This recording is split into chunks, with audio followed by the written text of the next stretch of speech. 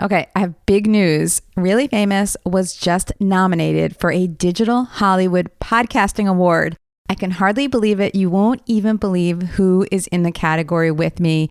Mark Maron, Joe Rogan, Adam Carolla, like the biggest names in podcasting. Dr. Drew, Malcolm Gladwell, Conan O'Brien, Will Ferrell. These are the people who I am competing with. So, all right, I may not have a big chance, but still, if you want to vote, I'd be honored and thrilled and happy. You can do it by clicking on the link in today's show notes. I put an easy link there right at the top of the notes, or you can just go to reallyfamouspodcast.com. I have a link there too. I will also be doing a live version of Really Famous at Digital Hollywood. It's a big conference in the entertainment industry. It's in LA, November 14th. If you happen to be in the area and you want to pop on over and check it out, please do. I'll be on the live stage doing a version of Really Famous.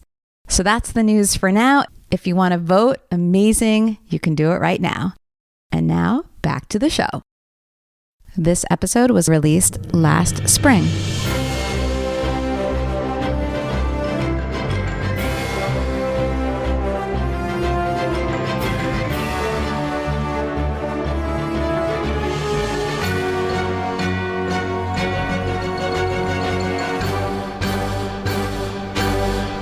This is Really Famous. I'm Cara Mayer Robinson, and I interview famous people. But I don't just interview them like your typical interview. I'm not really interested in those same old questions. Instead, I like to know who they really are and what they really think. Sometimes it's like listening to old friends catching up, and other times it's like eavesdropping on a therapy session.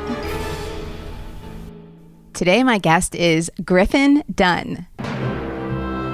If you've been watching This Is Us, and I know you have, you know Griffin. Griffin just recently showed up as Jack's long lost brother, I guess you could say, Nicky. And yes, Griffin and I talk about This Is Us, so stay tuned for that. But we had so much more to talk about because he has such a fascinating background and history in the entertainment industry. He's been working in Hollywood for over 4 decades. He is an actor, director, and also a producer. You probably saw him on screen in films like Dallas Buyers Club, Martin Scorsese's After Hours, and An American Werewolf in London. He has also directed movies like Addicted to Love and Practical Magic. And on screen, besides the recent This Is Us role, you've probably seen him in other shows like I Love Dick, Girls, House of Lies, Red Band Society, and The Romanoffs. Now, behind the camera, he's a really fascinating guy, too. He directed and produced the documentary Joan Didion, The Center Will Not Hold, about his Aunt Joan. Yes, his aunt is Joan Didion. And that movie premiered at the New York Film Festival and is now available on Netflix. So, speaking of that documentary, I recommend you watch it. It is so riveting. I actually, when I learned that I was going to be interviewing Griffin, I did my research, and one of the first things I did was checked out that documentary and another one called Dominick Dunne After the Party. That's on Amazon. Why did I watch that? Because his father was the novelist and Vanity Fair writer Dominick Dunne. Griffin's uncle was writer John Gregory Dunne, and as I mentioned, his aunt is the one and only Joan Didion. So 2 things for you to watch: Dominick Dunne After the Party, you'll find it on Amazon, and Joan Didion, The Center Will Not Hold, on Netflix. So really, after I watched both of those, I could not wait to meet and talk to Griffin. So here we are last week, actually, very recently in New York City. I want to give a big thank you to Sofitel New York, where we sat down for this conversation. Here we are, Griffin Dunne and me, last week in New York. All right, so I hit the record button because we just start wherever and whenever we start. Sure. Okay, so you just came from the gym. Yes, I did. Do you mind holding a mic, or would you rather use a lavalier? Yeah, sure. Okay. It's fun. I did. You know, I was in. I'm trying to get my month back. I've had an action-packed month. I was in Paris, and then I went to France to be in Wes Anderson's movie. in a little town called Angoulême. Where's that? It's in the Cognac district. It's sort of in the south, near Bordeaux. Okay. And Wes and company have sort of taken over the whole place, and it was really, really fun. And then I went to Paris, and then flew from Paris to Los Angeles direct for the Oscars. Well, Am I right? actually, to shoot This Is Us, but it timed out perfect because Charlie Wessler, who has been he's more a brother at this point, but since we were 9 years old, we've been best friends, produced Green Book. And so he asked me to be his date at the Oscars. That is so cool. I saw that on Instagram the other day. I was like, wait, what? You said something like my date just won. I know, but by the way, I also, he's my best friend, but as my daughter pointed out, when I wrote BF, it means boyfriend. And I really meant best friend means BFF. So I'm sending some mixed messages to the Instagram community about my relationship with Charlie, but what the hell? That's interesting, right? And you were his date after all. I said that. I started it. I said his date. You know, it sounds creepier to say his escort. But right. That's so interesting, though. So you actually went there. So you were going there for This Is Us, though. I was going there to shoot This Is Us, but it timed out perfect. And Charlie had asked me, even if I wasn't in This Is Us, I would have flown out to go with him to this award. And you know, his life was so different a year and a half ago. It was just a kind of a great lesson in how quickly, you know, he was so concerned about money and the future and then. So a year and a half ago, so that it about hadn't 2 been years released ago. then at that point. Mm-hmm. So it hadn't been released. It hadn't yet. been really started to be shooting. They didn't know if they were going to make it. So when you say he didn't have enough money, you meant just for the film?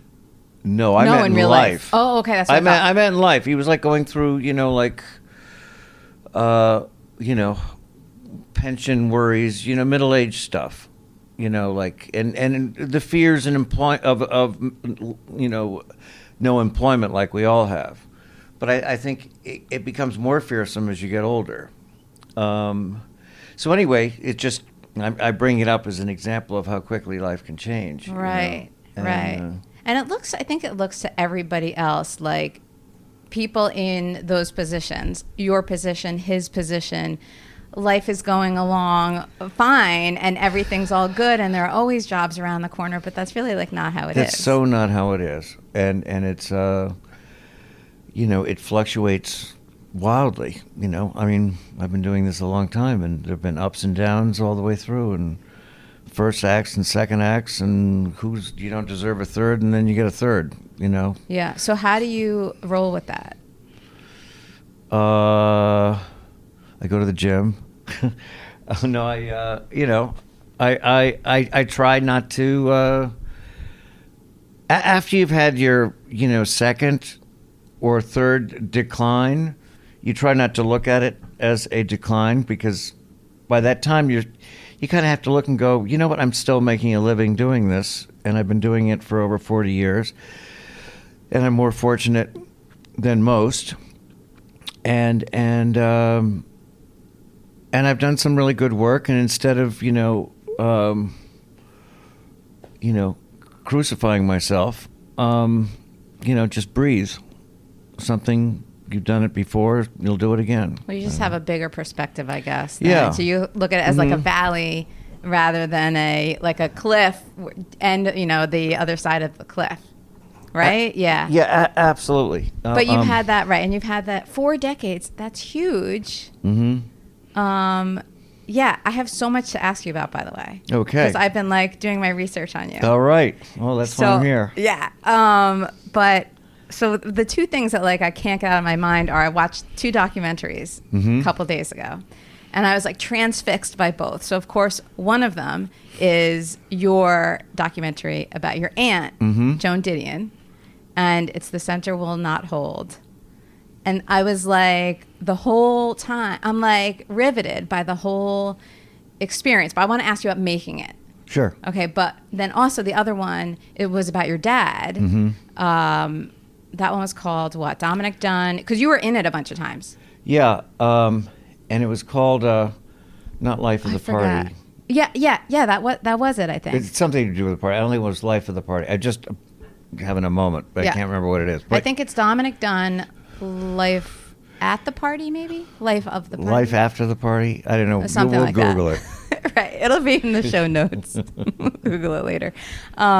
So, like, going back then 4 decades, you're saying you've been in the 40 years you've been in the industry. So that started, but you had such an interesting childhood.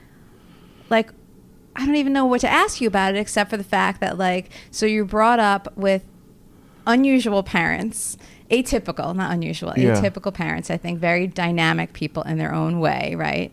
So your father was Dominick Dunne, the writer, but I didn't know he had this life before writing. Nobody, I mean, that's kind of what's interesting about him. I mean, when I was growing up, my brother and sister, my parents were extremely social. My father more so than my mother, and he was a television producer. And one of the kind of great mysteries, social mysteries, is how a television producer gave these parties for the greatest actors, directors, and producers of their day would come. And we're talking in the early 60s. And you'd have people like, David Selznick, who did Gone with the Wind, and William Wyler, and George Stevens, and then another generation of Dennis Hopper and Warren Beatty and Tuesday Weld. And these two generations of young Hollywood and old Hollywood would come to our house for these kind of elaborate parties, and they were the extremely important events for my father, and then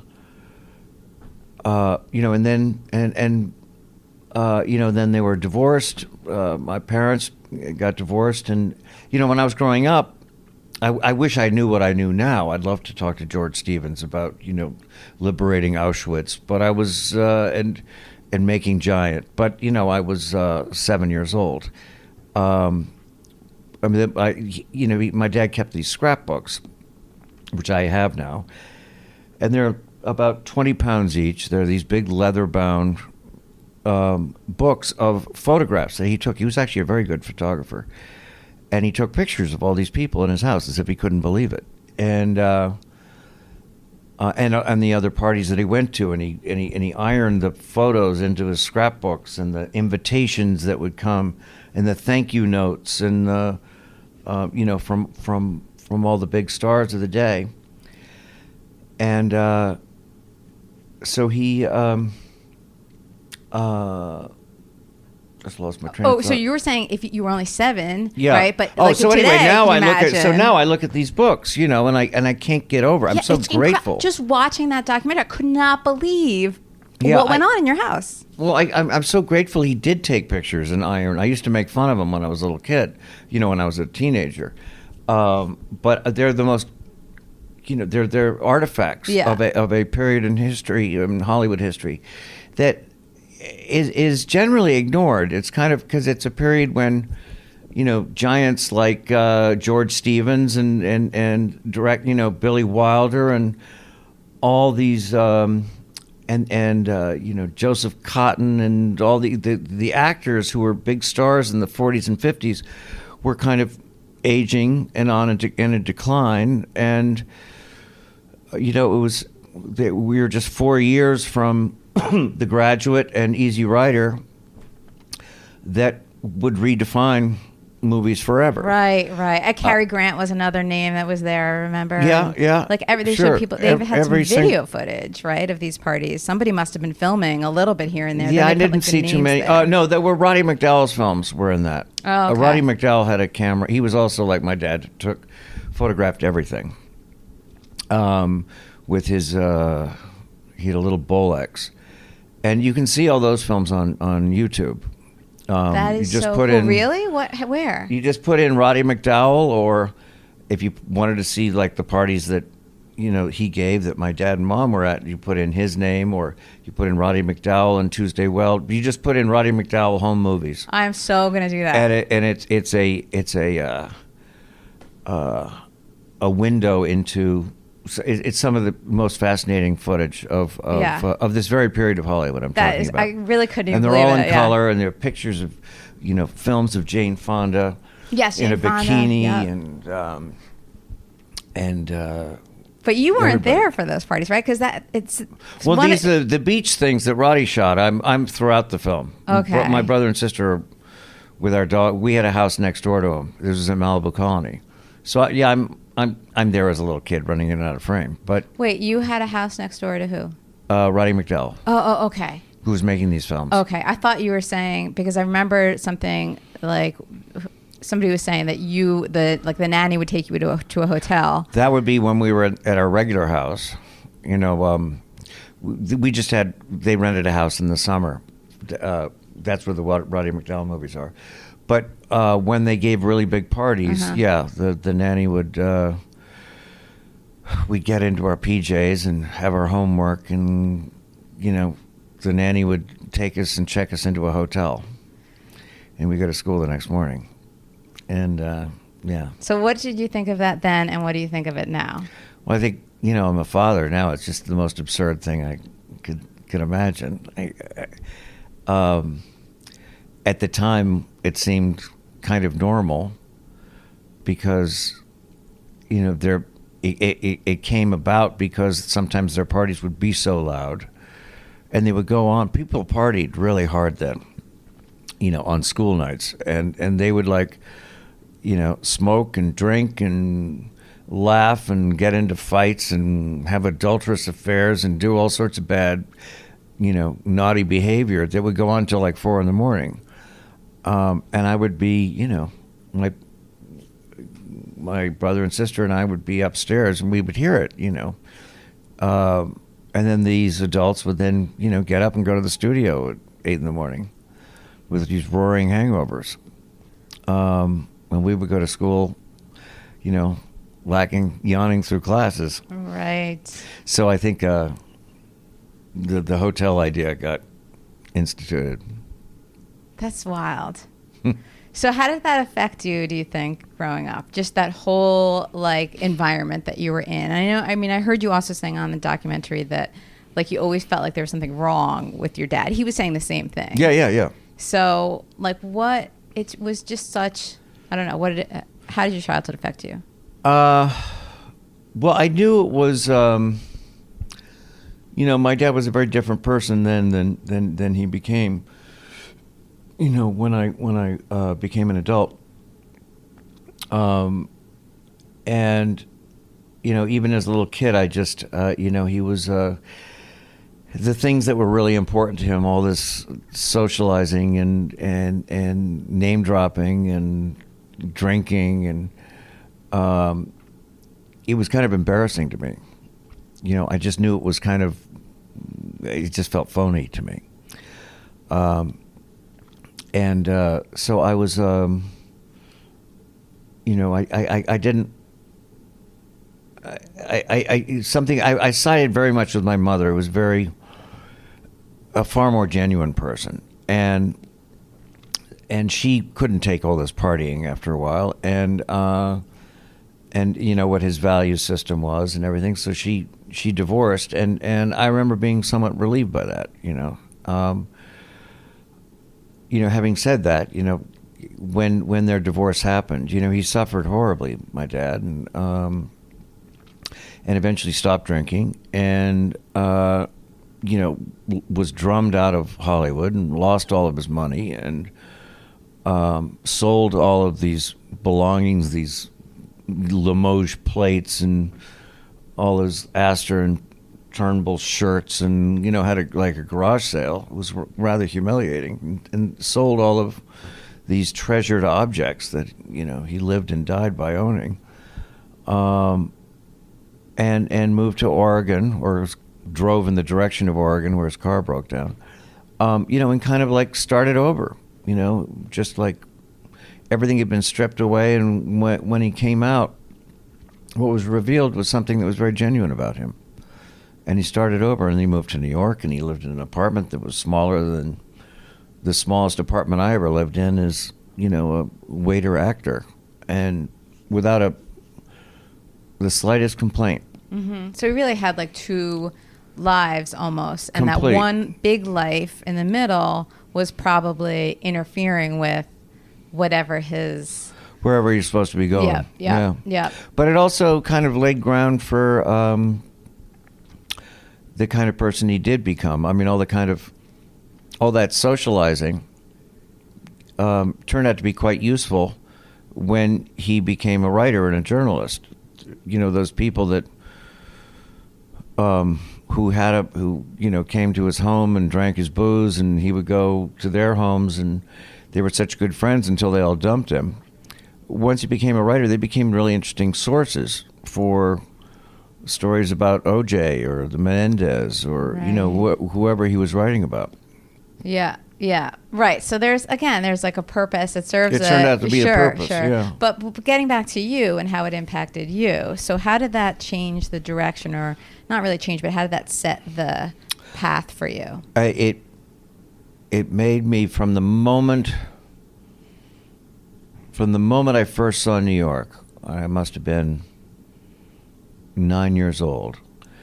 I just counted the days until I could move to New York and get out of Los Angeles and get out of that, kind of Hollywood party Vibe environment. And I wanted to be I wanted to be an actor, but I didn't want to be doing stupid television shows, like my dad produced. And so I came to New York when I was 18. Just as soon as it was legally possible, I was out the door. Yeah. Came here. And you started right away, and you were pretty successful right away. No. I came to New York. I came to New York at 18. I went to the neighborhood playhouse. I only went there for a year, and then I, was like did all the struggling rite of passage things an actor is supposed to do, and was a waiter. And Where were you a waiter? I was a waiter at Beefsteak Charlie's. Nice. I was a waiter at Joe Allen's for almost a week before they fired me because I lied. I said I'd been a waiter before. It was revealed pretty quickly that you didn't very have those quickly skills. When somebody asked for oil and vinegar for their salad, instead of bringing out the oil and vinegar, I took their salad back to the kitchen and put it on myself. And brought it out. They went, "Where'd you go with my salad?" I thought you wanted oil and vinegar on it. So you took it off their table? I took it off their table. And Joe Allen saw this and went, "You've never waited at a table in your life." I went, "Yeah, I know." So and maybe he would have trained you. You're out of here, kid. For the lie. But something like an open bar, a salad bar at Beefsteak Charlie's, I could handle. But I was also an usher, a popcorn concessionaire at Radio City Music Hall. That's cool. That was my favorite non-working job. And I fed the camels who did the nativity scene, at the Spectacular? Uh-huh. And I loved working at Radio City Music Hall. And then I would flirt with the Rockettes, and who were much older once you got closer to them. And that was kind of a fun job. But it wasn't, I was doing these kind of jobs, and then a little off Broadway. And I did the White Album, David Rimmer's thing at Playwrights Horizons, his play. And then a play called Coming Attractions that Ted Talley wrote. And then I was starting to get your momentum, get some momentum going. And then went in to meet John Landis. Without even reading, after a 10-minute conversation, or maybe 15, he offered me this part. I'll never understand why. From this conversation in American Werewolf in London. Then I was totally supporting myself as an actor. So it doesn't sound like it was such a long struggle. Oh, I didn't say it was. Oh, okay. But it didn't just happen like that. It didn't happen like that. It took 3 years or something. Okay. Not so bad. Which, right, in the grand scheme of things, is not so bad. Not so bad at all. And then eventually you're also hired by Martin Scorsese. Yes. Well, we had technically, I think we hired him because we had the script, Amy Robinson and I. Interesting. Okay. And we found the script, and or Amy found it, and at Sundance, and we optioned it. And Amy Robinson was played Teresa in Mean Streets, and with Harvey and Bob, and so she knew Marty and sent him the script, and that's how Marty got involved. Got it. That is very cool. Yeah. Yeah, that's big, and there are a lot of interesting actors in that movie too, like of that time. Yeah, for sure. Like Terry Garr was in it. That's right. And Terry Garr, Rosanna Arquette, John Hurd. Yep. Will Patton, Linda Ferrantino, Cheech and Chong. Yeah. So when we were coming upstairs to the room just now, you were talking about how you went to see, I'm kind of changing topic, but kind of not. You were going to see Network on Broadway, which is Tony Goldwyn and Bryan Cranston and Tatiana Maslany. It's a great show on Broadway now. Yeah, and we were talking about, and you said you went with friends who are actors, right? Yeah. So you have your own acting community that's part of like New York based, I would imagine, right? Is that kind of where it is for you? Like, did you get to know a lot of actors as you were all going through these similar things, or what? Like you said, you're friends with Tony Goldwyn. Yeah. I think oddly when I came to New York, there weren't, and after the Neighborhood Playhouse, there weren't many other people my age in New York. They were all in college and stuff like that, and I wasn't really working that much as an actor, in these first few years. And my earlier friends seemed to be writers, who were like journalists, and a guy named Jesse Kornbluth and Marie Brenner, who's now a great Vanity Fair writer. They were all writing for the New York Magazine and different things, and they sort of adopted me, and from that world I met mostly writers. Oddly, that's so interesting because you grew up with writers. And I grew up. Well, I grew up with. My dad wasn't a writer until much later. My aunt and uncle were writers. Your aunt and uncle, right? Yeah. So Joan Didion and your uncle. Yeah, exactly. John. I ended up in journalists, and who I admired enormously what they did. And so it was kind of funny that I was actually, that my earlier friends seemed to be writers and journalists, in the same field that they were in. So this is interesting too, because I'm feeling like journalism is almost it might have been refreshing to you to admire them because it's the opposite of like that Hollywood. Exactly. Yes? Yeah. That's what I thought I would be doing. But So you thought you'd be a journalist? I did. But I also thought in order to do that, I had to have more of a formal education. And I was a terrible student and a very undisciplined student, and was kicked out of high school in my junior year and sort of never completed it, which I was not only not proud, I was ashamed of it. So when I was with these, clever New York writer friends, I had a reading disability. I had dyslexia. Suddenly the dyslexia that held me back in school just disappeared. And I became this sort of voracious reader, mainly to catch up on what I should have read in school, or what my friends were reading and talking about, so that I wouldn't be found out as a high school dropout. And that kind of pressure kind of made me this sort of ambitious autodidact, who got, was always, don't let him find out, I'm illiterate and an uneducated guy. That I sort of self-educated myself really quickly. It's so interesting. You seem educated, self-educated, I guess you're telling me, but so did they were you diagnosed with dyslexia, or did you figure it out later? Oh, no. You were? Yeah, I was diagnosed after I guess when I was around 12 or 13. Because but you're by that lucky, time, because not a lot of I mean, there are so many kids even now who have dyslexia who aren't diagnosed. Yeah. And then especially years ago, fewer. yeah, I was diagnosed as being stupid for a long time. But that's and even wrong. when I had dyslexia, it was still looked at like I was a handicapped creature, and I was held back a year, and it was relatively new. It wasn't like a relief, like, oh wow, this is so great. Now it all Somebody, makes sense, right?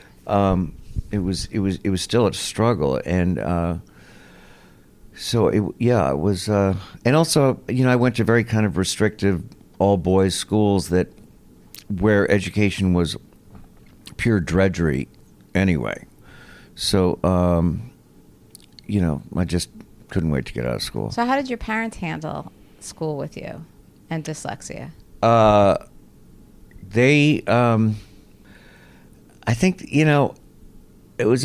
they were of a generation where, unlike, say, when I'm a parent and my friends who have kids, where everything our child does is just so fascinating and we're all so involved and, bragging about them all the time, and, every little accomplishment is like genius.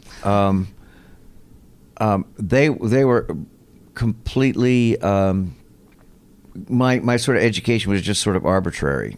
It was to them. It was, we paid for the school, however it works out. There was no real, investment in looking at my report card or any of that stuff. It would be and it would, I was in boarding school from the time I was 11.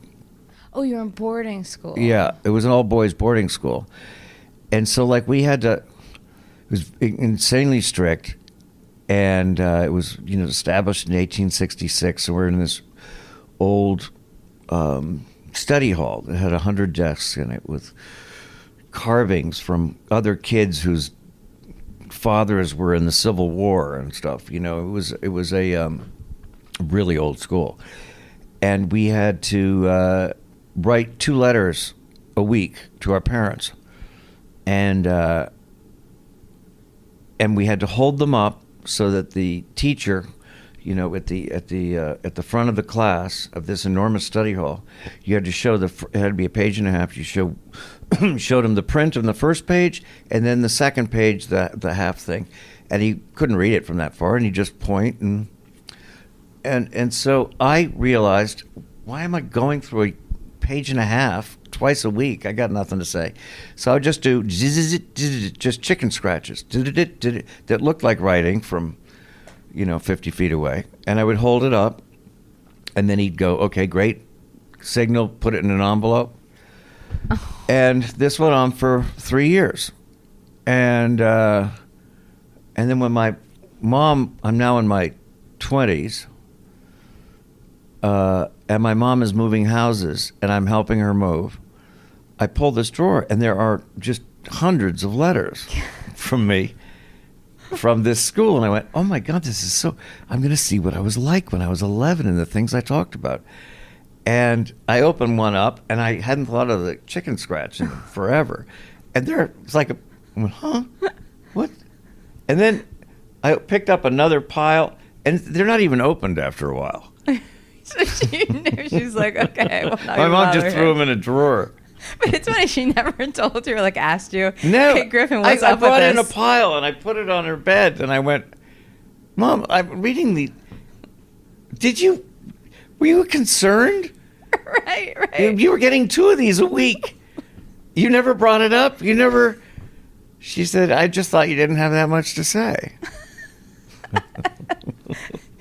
That is so funny. And then she kept them, no less. She kept them, sentimental fool that she was. So you must have been pretty like insecure then, I would think, with this whole thing of feeling like I didn't finish school, I'm going to be found out. And you decide to hang out with people who are like pretty bright and accomplished. Yeah. Which almost makes you almost walked into this thing to make it even harder. Yeah. Right? But you chose to. I did indeed. I mean, I was drawn to it. Mm-hmm. And then you figured I would do, so you taught yourself. Yeah.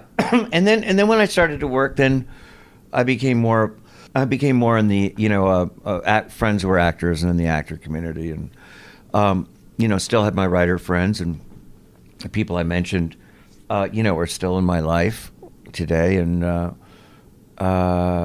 it just sort of broadened out. But I ended up not just with actors, but also I was interested in behind the, making movies as much as being in them, as was Amy Robinson.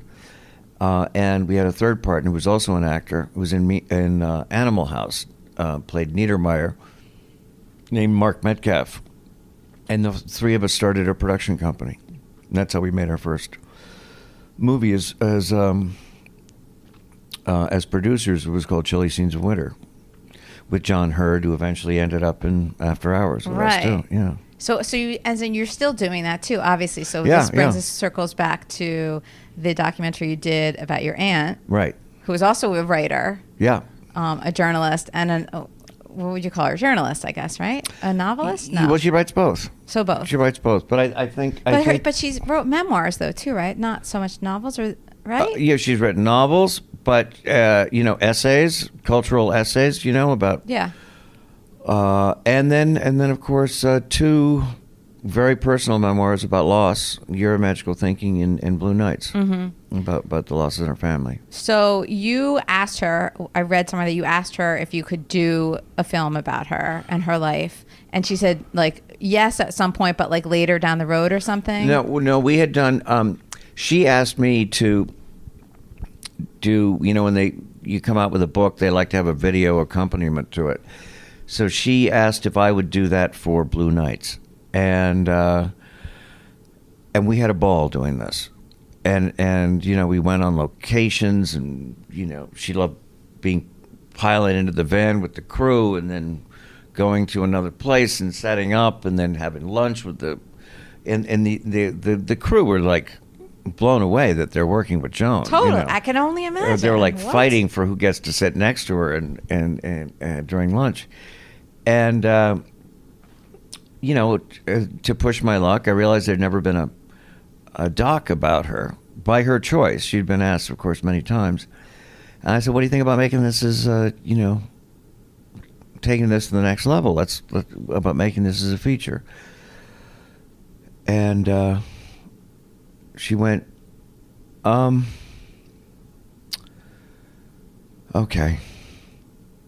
And that was the strongest endorsement I had. Right, because she is a woman of few words. It's few words, right? Exactly. And it was I just ran with the okay. Uh-huh. But also from that moment I thought, my God, what have I done? I'm taking on telling the story of someone who means a great deal to a great deal of people. And, they have a very personal relationship to her writing. And, would be looking very, critically on how I would be, portraying their idol. And she's influenced so many people, not just writers, of which there are many, but also particularly young women, and kind of how to kind of lead their lives, and moving to New York and taking kind of responsibility for their decisions, and a kind of Western no-nonsense ethic that she has, I think, has influenced a lot of people when they read her work. That is huge. And then plus even just the undertaking of taking someone's entire life and then boiling it down to an hour and a half or max 2 hours or something. Yeah, exactly. That seems to me I would be so overwhelmed by that. It would crush me. Yeah, well, for her to see it was overwhelming. The first thing, when I had the roughest of assemblies, it was over 3 hours, and I wanted to make sure that she knew what I was doing, kind of the stage I was at, which I probably wouldn't do with a subject if it was somebody else, to show them something so rough, but I wanted her to see it. So in that, it had all sorts of things that didn't make it in the movie, but were because they were actually so particular to.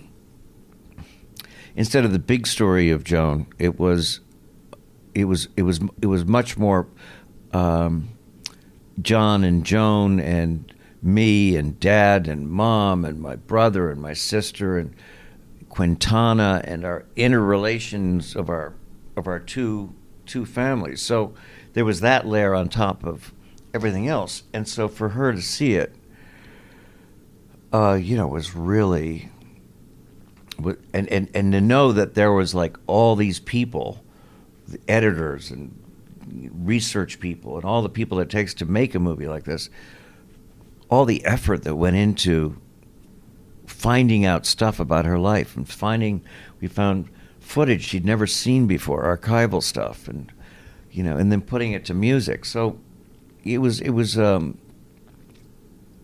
really overwhelming for her to see it for the first time. It was very emotional for both of us. And I said, I want to stop it. I'll stop it at the halfway point. We can take a bathroom break. And I hit the bar to stop it. And she went, "What are you doing?" I went, "Well, I thought we could take it." She goes, "Hit that thing. Just keep going. Keep going." That's a really good sign. Yeah. And that must have been emotional, but also you probably felt. Oh, I was so relieved. Right? Yeah.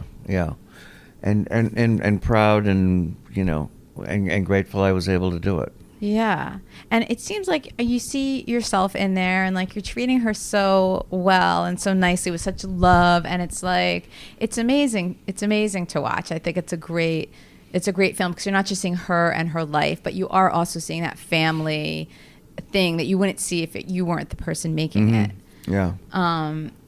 So your two families were pretty close. Yeah, very. All along. And you and she were pretty close since you were little?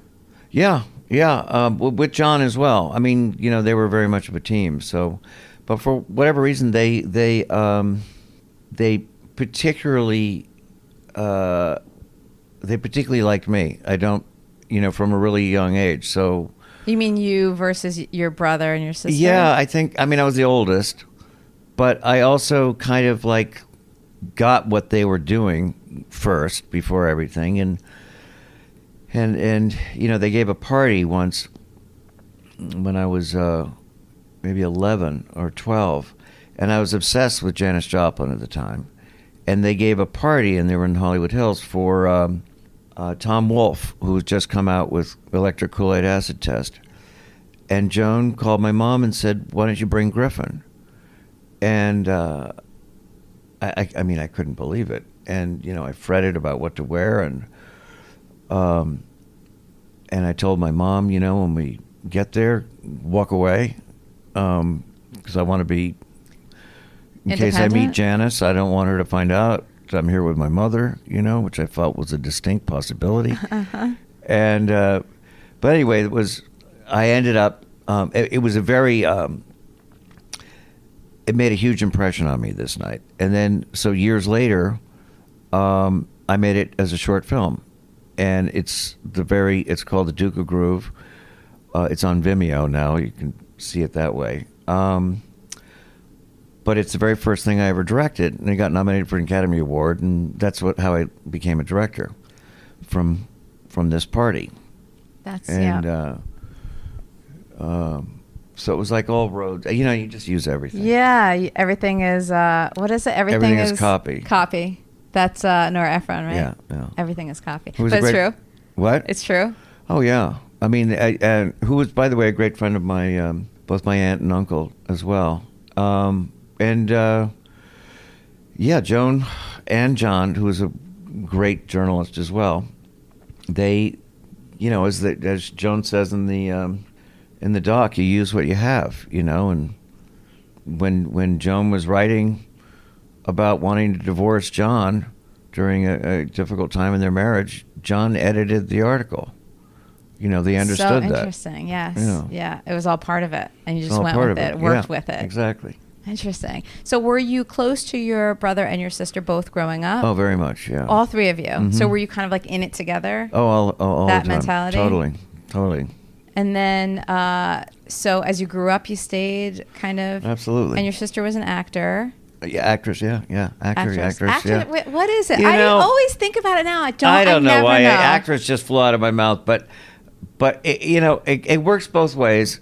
I hope it's not offensive now to say actress, but she was certainly an actor.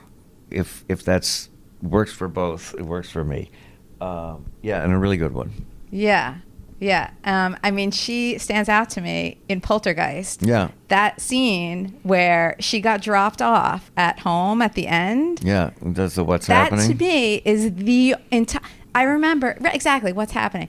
To me, that was the moment that I felt that whole movie in my bones. Yeah, they use that in the ads all the time. So that was a hard time, obviously, what happened. Yeah. How old were you when she died? I was 24. How old was your brother? I'm sorry, I was 26. My brother was 24. When my sister was killed, she was 22. So how did that change? That was a turning point, I guess. I mean, certainly for your for family.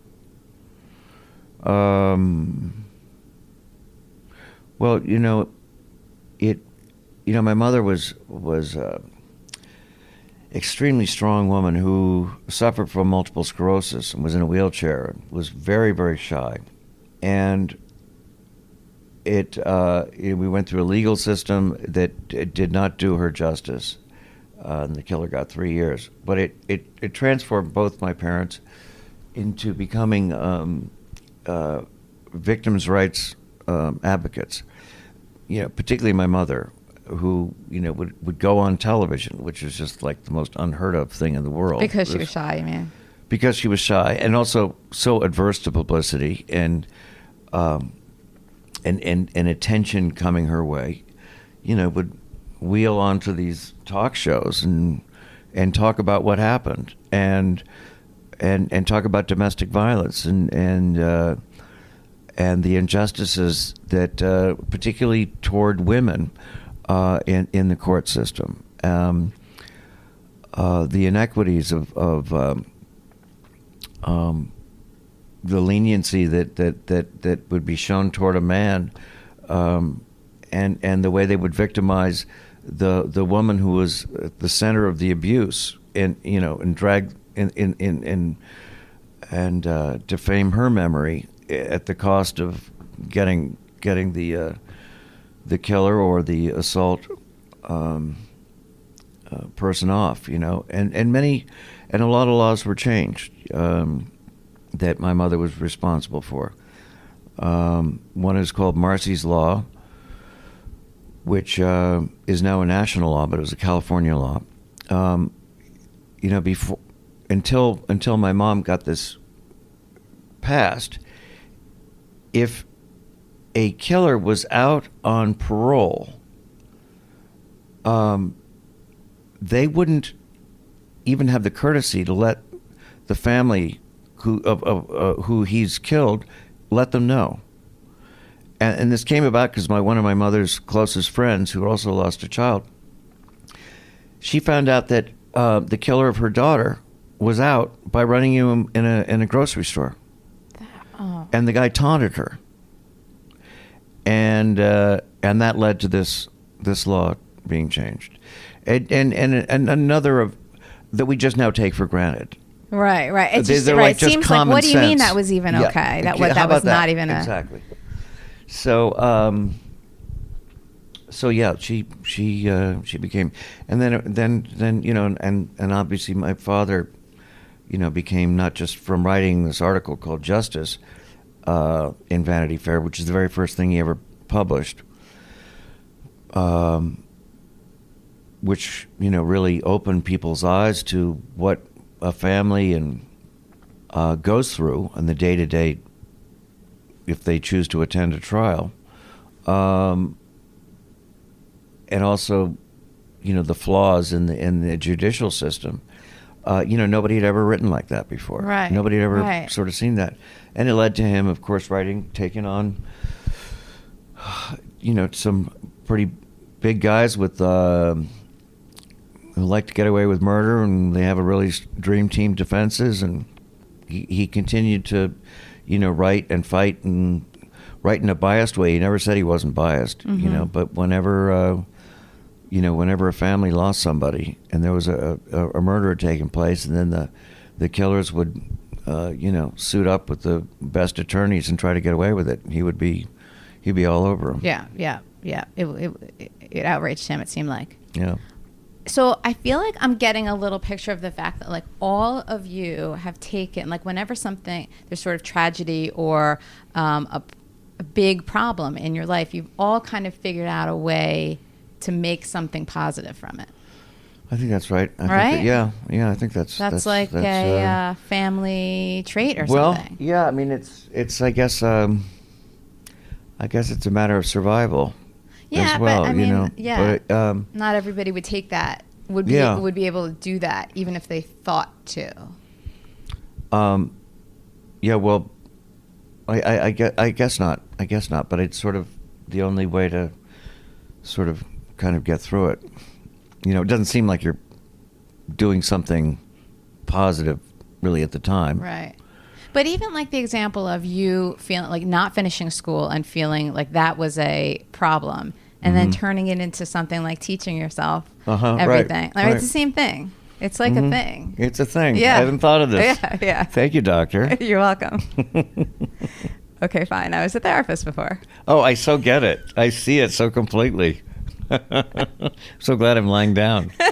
It is a perfect environment for that. But I'm always looking for threads like that because it's especially when and it just came to the surface. Like this is so obvious that you all have it, and you're probably passing it down to you have a daughter. Right? I do. Who's an actress, Hannah Dunne, really talented young actress, and I'm hoping it's in her DNA too. I bet it is. But I think don't know that she's it's a very just... strong young lady. Really? What's she like?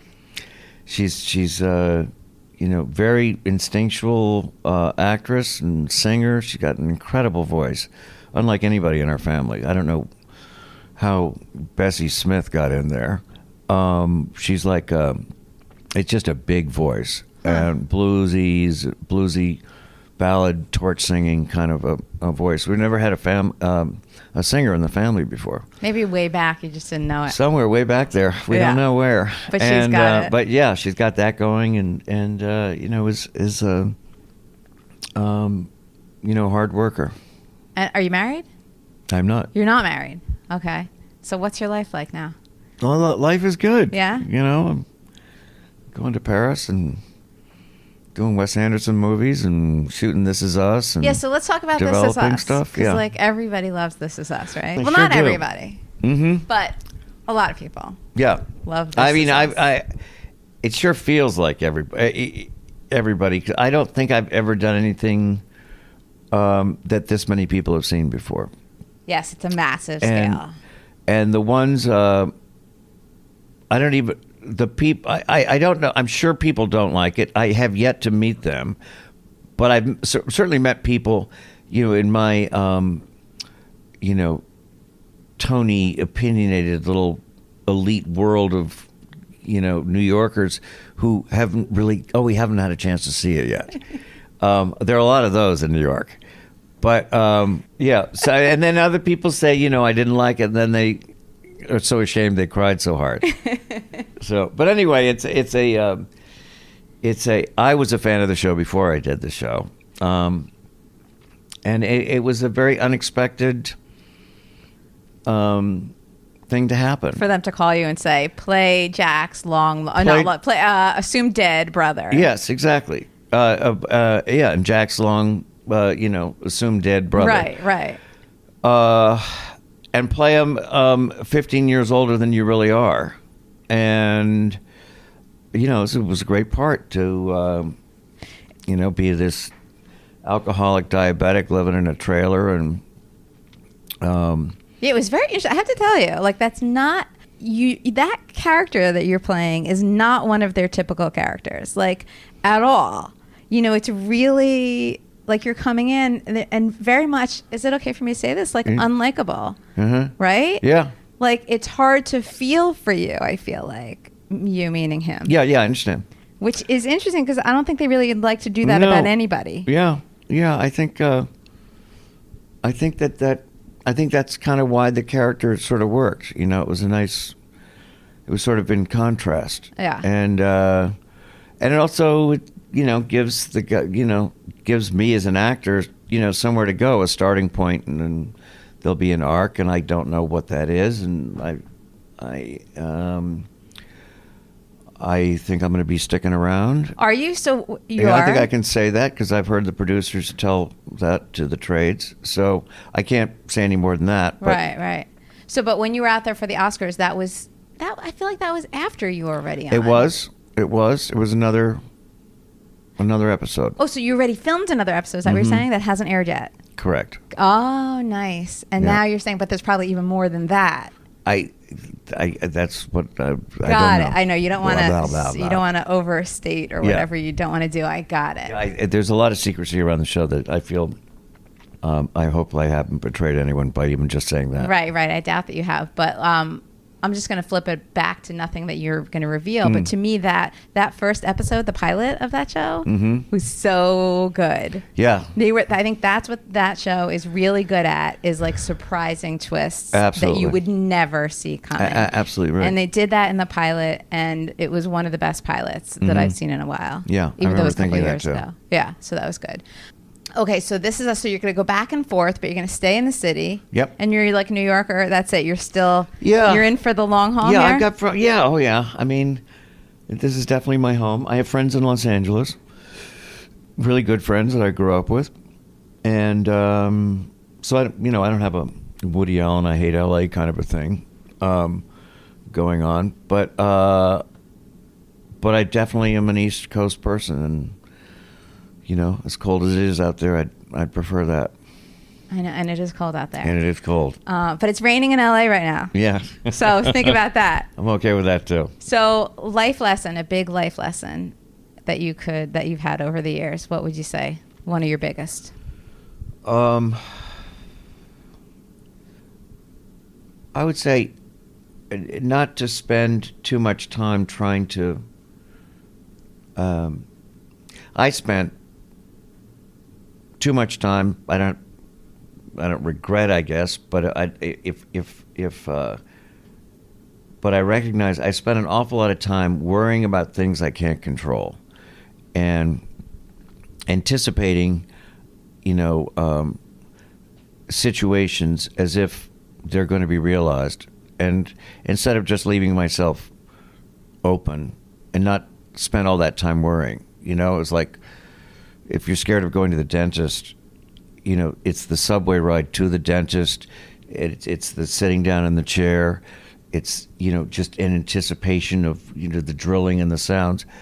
That's actually worse than actually having the actual dental appointment.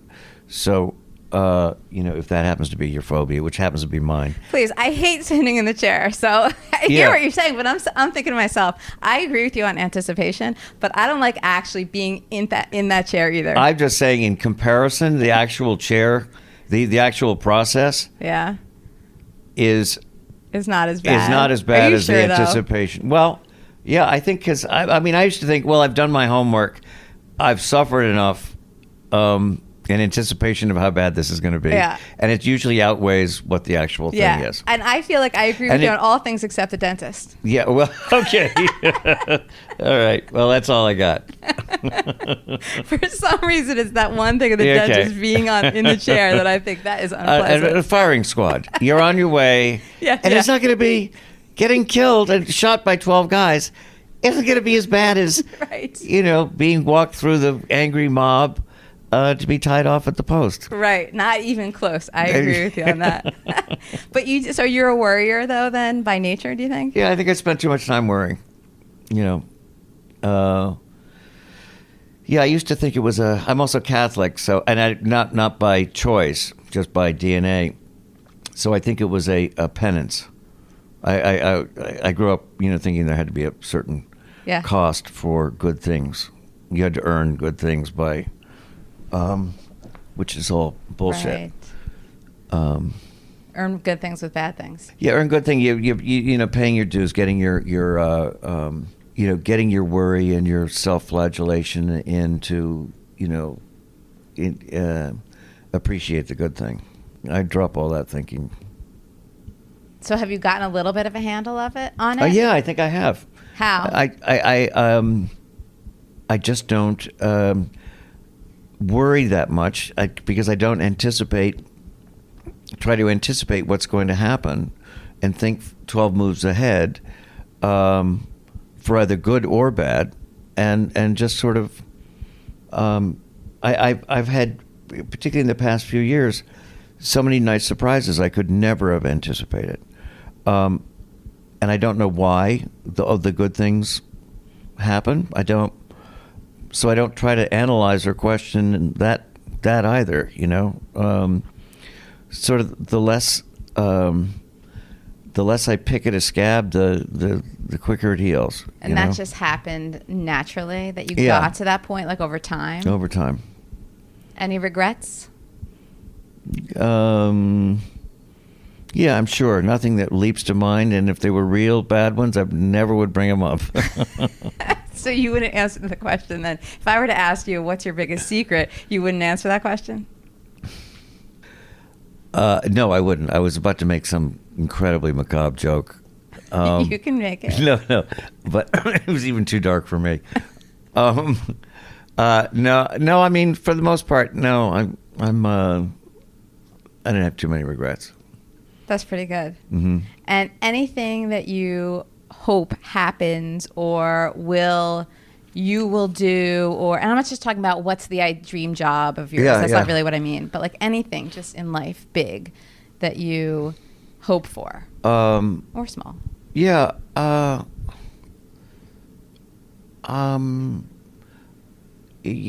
like to just keep. I'd like to keep. Work is really important, but I'd like to keep sort of challenging myself. I'd like to make things that I picture happening to have them be realized. I have a house upstate that I really like, and I want to have time to enjoy being there, and Where's your house upstate? In Dutchess County. Okay. Anyway, for a rich, full life, I don't want things to sort of slow down. I've got a lot of good friends, and and a big dining room table in upstate that is always filled with a lot of people and a lot of laughing. So you bring people there? Yeah, but I also got a lot of friends who all live up there too. Who live up there? So you have friends everywhere, really, then, because you grew up with people who are still in California. You've got your New York friends. I do, and my friends in upstate are actually New Yorkers who either stayed with me for a weekend and went to a realtor the next day and bought a house near me. Okay. We have like a community of people who started in the city, and one thing they have in common, they either stayed with me or Charlie, who I was just talking about earlier, who also has lived on my property. And so, yeah, we got a nice little community up there. So I'm just going to give you another little analysis here, because I also am noticing that you are good at friendships, it sounds like, at like maintaining long, I'm guessing like true, genuine relationships with people, different people. And that may be something that you developed as a child too. Yeah, or that you saw and then wanted maybe something different or similar. You know what I mean? It's almost, I don't know. I just keep picturing you growing up with all these people coming in and out, but it's not that same kind of thing though. It seems like much more on a deeper level. You're right. I mean, I have, besides, Charlie, who goes back since I was 10, my really close friends go back, early 80s, a lot of them. And after that, 20 years. And I've got a lot of good friends who have been friends for a long time. So what is that about? It's about sort of stability, I guess, and it's it gives you an anchor, I think, as you, and also quite honestly, as you get older, you don't really have time to switch out friends, and you're not constantly meeting new people, and so it's a comfort level as well, Yes, but I think not everybody can do that. So are you sort of the one are you like the glue, you know what I'm saying, who keeps the friendships going? Or is everybody who you're friends with similar in that way? I think everybody's similar. Yeah. I think we all kind of share that characteristic. So you're also probably drawn to, or you have been drawn to people like that. And it is that stability. Yeah, exactly. That you're talking about. Mm-hmm. Very interesting. So I'll close with my favorite question. Go ahead. Which is, it has two parts. The first one is, what is the image that many people have of you? Like, who do they think Griffin Dunne is? Yeah. I actually don't know, except I think as I've gotten old, the kind of actor I was to the kind of actor I am now, I think kind of lines up maybe with the perception.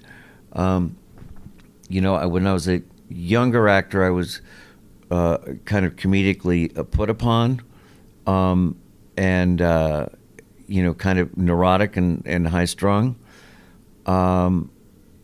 And lately, as an actor, I'm mostly like kind of older sage guy, cool guy. I don't think of myself as particularly cool, but I kind of like Mr. Experience. He's done a lot, kind of thing. That's just an extremely self-conscious answer to your self-conscious question. It is a self-conscious question. You have to be. So I actually don't know or dwell on too much. Okay, so then That's the thing. Let's see how you feel about part two, which is who is the really guy? Yes. Yeah, it's like you anticipated it. Yeah, I could see that. I saw it coming. Darn. It's like having the porn star name, Who am I? God. I mean, if I could tell you that, I'm a work in progress. I'm just constantly, I'm a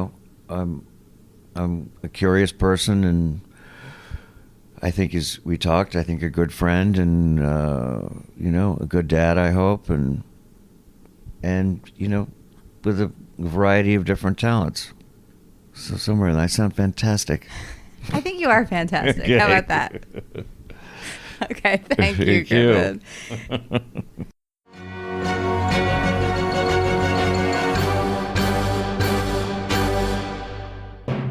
That was Griffin Dunne. Want to see my reaction to this interview? Follow me on Instagram. Just go to instagram.com/reallyfamouspodcast. I posted a little video there. In fact, if you're not already following me on Instagram or Twitter or Facebook or YouTube, now is definitely the time.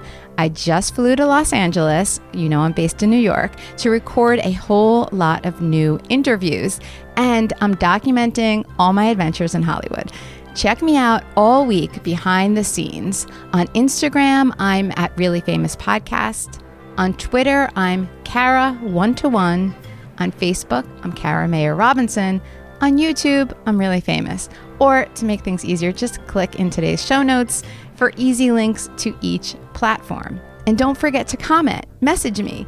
Let me know what you're thinking about my adventures on the West Coast. I'm Kara Mayer Robinson. Thanks for listening to Really Famous.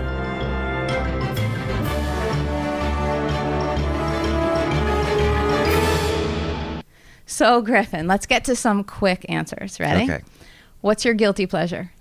Too much Netflix, I guess. I'm watching a show that has long passed its sort of charm, but I keep coming back to it, called The Norseman, on Netflix, that is about these Vikings. It's sort of like a Game of Thrones, but funny, and these Vikings are so sensitive, and they can't get it up when they're trying to rape and pillage, and they're constantly questioning their values, and I don't know, it's just silly and really funny. And you highly recommend it on Netflix. I do recommend it, yeah. And of course on Netflix you can also watch your documentary. Oh yeah, let's plug that. Let's do that. Yeah, Center Will Not Hold, Joan Didion, Netflix. Joan Didion, The Center Will Not Hold. What else are you watching on Netflix? Sabura. Wait, did you watch Gomorrah? And I watched Gomorrah. Okay, the series, Yeah, La Serie? yeah. Do you disagree with me that is maybe one of the best shows ever created? I do not disagree with you. I thought it was amazing, which is why I watched Sabura as well. I mean, it's I love the way they combine politics of Rome as if it's a small town with so much at stake in the Vatican and the corruption in the Vatican and the city councils, and then of course the mobsters killing each other for territory.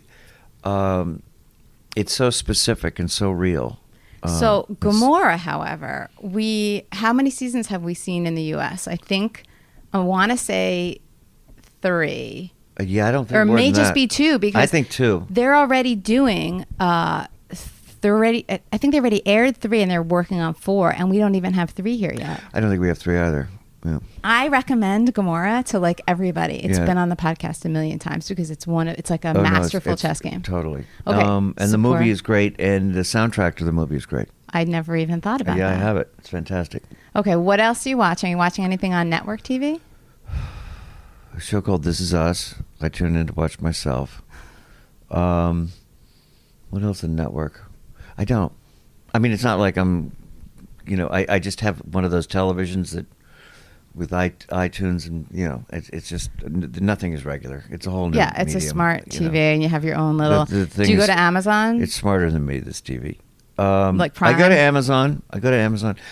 Like everybody has said this. There's so much that I sometimes just turn it off and just go back to reading. What are you reading? Right now, I'm reading a book that Don Winslow wrote called The Border. It's it's his more recent book.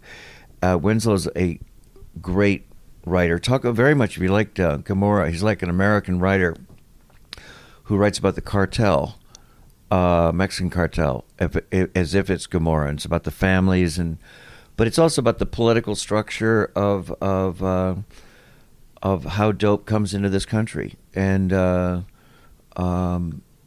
the role that politicians play and their hypocrisies that they do, and it's an epic book. All right, so what is that one called? This is called The Border. Okay, The Border. And he has a book about... Oh, yeah. Was he on 60 Minutes or something a few weeks ago? I wouldn't be surprised. I think he was. He was like, he spent a lot of time actually walking the border over the years. He's written a bunch of books. He's written a bunch of okay. books. And this is sort of his specialty. And he's also writes... He has a great book called The Force, which is about New York cops. That's also... epic, about politics and the political structure and the political machinery and how it affects just the day-to-day life of a beat cop. Okay. What's the first thing you do when you wake up in the morning? I used to make coffee, but now that stupid ass phone is by my bed, which I use to set the alarm, and I look and see who called or what's on the news, or what did I miss in the 8 hours I was hopefully sleeping? It's not a good look. It's better to go to Dwayne Reed and get an alarm clock or something. I did. I just got an alarm clock, and then I put the phone in the other room. So I'm just giving you an honest answer. Right, of what because it has you been. and everybody, by the way. Yeah, it's not just you. It's not, and I'm hurting myself somewhere, and I'm hurting myself here. From doing that crap. I agree. I do the same thing, and I think the same thing. I know the same thing. I'm telling you to buy the alarm clock, but I don't have the alarm clock. I have the alarm clock, and I did it. I've been very concerned about it. Okay, that's good. And what's the last thing you do before you go to sleep? I call my dog to get on the bed, Mary, and then she gets on, and then I have pillows here in this king-size bed, and I'm on my side, and she just puts her head on the 2 pillows. That's here, very sweet. And, we go to sleep like an old married couple. It's not as creepy as it sounds. It's really very sweet.